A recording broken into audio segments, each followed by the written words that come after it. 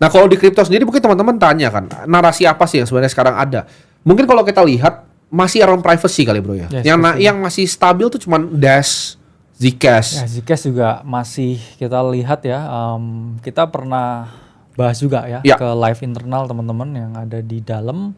Dan saya waktu itu ngomong ya, area bid oke ya, Zcash di area 300 dan sekarang Zcash ini udah rally ya. Kita ngomong dari 300 sudah naik 72% dan ya ada potensi lagi ya sedikit test range high-nya sebelum the actual drop ya, ketika udah memasuki potential drop yang lebih dalam ya. Ya. Karena Zcash ya waktu itu kita lihat 300 itu area weekly demand ya, psychological number yang kuat. Jadi Zcash ini sempat rally ya kalau kita ngomong ya. Dan sekarang ya around privacy, makanya layer 1 kemudian privacy base itu sekarang memang lagi hot ya. Ya. Ada beberapa project yang ICO-nya ya sedang kita incar ya, tapi kayak kita akan share ke teman-teman di dalam ya buat ICO apa yang cukup menarik ya di awal tahun 2027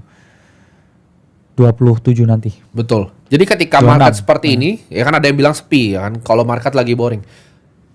Pelaku pasar kalau kita lihat dari analisa sentimen sendiri, mereka banyak yang turis bro. Jadi di market itu cuma cari-cari keuntungan-keuntungan kecil. Ketika kamu jadi turis di financial market, kamu baru 1 tahun aja udah mau menyerah. Itu artinya ya memang tes sih. Selalu market selalu bikin tes untuk orang-orang yang memang mau stick di marketnya atau enggak gitu. Ketika kalian cuma tertarik ketika asetnya lagi terbang-terbangan, Ya. padahal kesempatan tuh akan datang ketika asetnya justru lagi turun, bukan ketika asetnya lagi terbang. Karena mentalitas terbalik. Kalau asetnya lagi turun, harusnya lebih rame. Orang lebih penasaran apakah ada opportunity di dalam market-market yang sedang underperform. Karena balik kayak Bro Kakak bilang, semua market tuh ada siklusnya, ya kan. Ada siklus dari Bitcoin kemarin outperform sampai 600%, ada siklus Bitcoin year to date turunnya bisa sampai 15 sampai 20%. Ya. Nah, untuk ada yang nanya kan, berarti kapan ibaratnya Bitcoin itu naik? Kalau pandangan kita pribadi, kita akan lihat gitu loh, likuiditas global itu seperti apa. Yes. Nah, detailnya seperti apa, itu nanti kita akan bahas ya bro ya. Jadi, nextnya kita akan bahas mungkin dari Bitcoin dulu bro, di sini. Oke. Ya, Kita kita bahas Bitcoin dulu. ya bahas ya Bitcoin dulu. Memang sekarang keadaannya kita tertinggal ya, dalam artian semua aset kayaknya dapat yang namanya Santa Rally ya. Cuman ini tidak berlaku ke crypto market ya. Kenapa? Karena kita kan udah break ya dari trend line-nya, weekly-nya. Terus kemudian juga udah break ya 50 week moving average ya. Dan memang harusnya ya kalau marketnya efisien kan kita dapat yang namanya relief bounce ya, sama seperti S&P ATH lagi ya. Di sini baru dapat yang namanya significant pressure, cuman sekarang masih ya chartnya nggak bergerak ya, volatilitas paling rendah, kemudian juga di tahap yang mana interest juga paling rendah ya, orang benar-benar extreme fear ya, masih extreme fear. Kita juga belum dapat yang namanya relief bounce ya, relief rally apapun. Karena kalau kita lihat S&P all time high.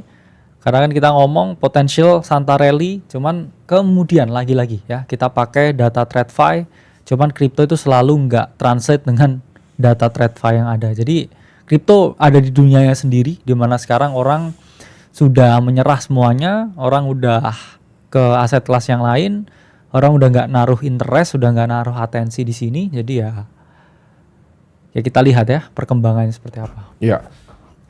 Nextnya kita akan mungkin bahas ETH bro. Tommy kayaknya ruginya udah banyak nih ETH-nya. Udah 3,5 billion ya. Dan 50 triliun lebih ya. Ya belum on the right side of history ya ETH. Nah tapi kan lu kan master ETH nih. Dari dulu ya kan lu kan nangkep bawah-bawah tuh ETH tuh. Yes. Sampai sekarang memang saya masih belum interest ya. Apalagi lihat dengan weekly candle-nya yang relatif ya masih bearish ya. Masih di coupling.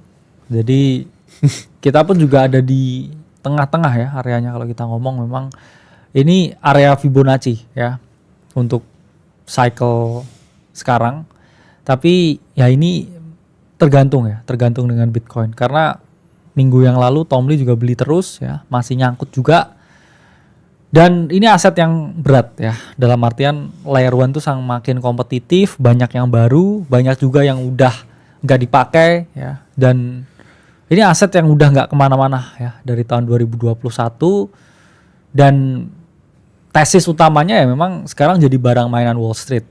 Tapi Ya. kalau kita ngomong counter tesisnya ya banyak yang lebih canggih, dan kita harus bertanya juga ya ke diri kita apakah masih relevan ya untuk beli ETH sekarang ketika banyak yang lebih murah ya, lebih oke seperti Solana ya dan lain sebagainya.